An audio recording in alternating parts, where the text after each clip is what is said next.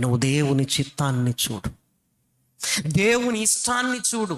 ఒక భర్తగా, భార్యగా, కుటుంబముగా మనము దేవునిలో ఉండాలి అన్న ఆ పట్టుదలను నువ్వు కలిగి ఉండాలి. దేవుడికి అది కావాలి. అయినా దేవుని వైపు చూసిన వాడికి అసలు లోకముతో పని లేదు. నీ పరిచర్యను తుదముట్టించుటేనా నియమమాయనే, నీ సన్నిధిలో నే పొందుకోరి నీ స్నేహితుడనైతిని.